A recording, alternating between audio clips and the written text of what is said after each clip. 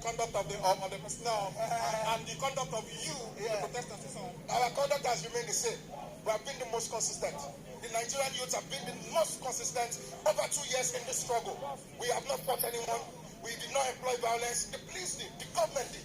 They came with violence. We were not violent. Even through it all, the brutality, through the oppression that we faced, we remained consistent. But of course, it won't be the same for them this year. They won't touch anybody. Why? It's election. So it's election season. They're looking for votes. That's to show you how deceitful governments can be sometimes. So they need to realize that at the end of the day, this fight is for the Nigerian people. Everyone, we're all Nigerians. We're Nigerian first. Before becoming a police officer, you are first a Nigerian. Before becoming a governor, a president, you are first a Nigerian. So at the end of the day, if Nigeria is good for everyone, we will have a peaceful country. Yes. That's all we want. But you leaders of the protesters here are equally promising today that your members are going to conduct themselves in a very orderly manner. Like I said,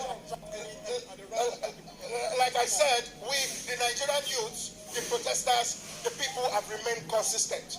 We have never been violent. We do not disrespect the police officers. We do not disrespect anyone. All we do is march. We just walk. You understand? So of course, even when they touch us, even when they beat us, we don't do anything. So trust me, our conduct remains the same. We are peaceful. Thank you for the rest of this live telecast of the procession here at the Lekki toll gate. I don't think there has ever been a time that is more important that everybody, if you have your PVC, if you've registered to vote, goes ahead. We saw snippets of videos. I was on the teams that were calling ambulances. People died, people were shot, people are hurt. There are currently still amputees. There are people that are still getting treatment for the bullets that are in them. People died.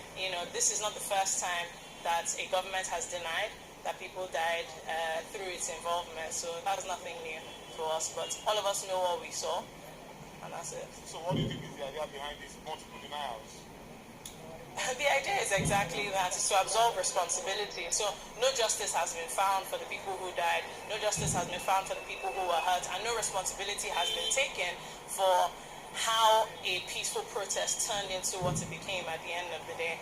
And so the point of denying is you can't acknowledge something and not take responsibility for it. If they acknowledge it, then somebody has to be held responsible. So the only option they have is to try to deny what we all, collectively experience together.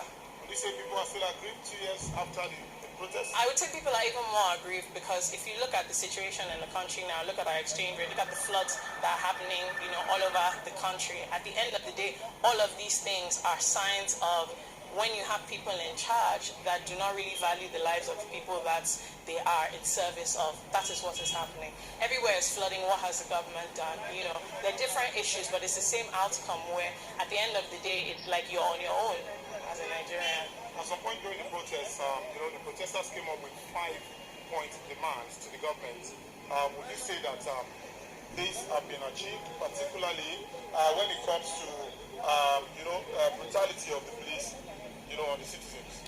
I think it went down briefly after the protest, and I think it's not coming back up again.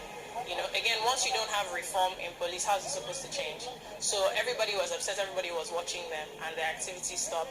And now, it's coming back. And also, we have an election season coming up where there has notoriously been violence in and around Lagos from the police, from other operatives of the government. And so those are the kinds of things you're watching to see. But fundamentally, you cannot just change the name of a unit and expect that their conduct will change. It doesn't work.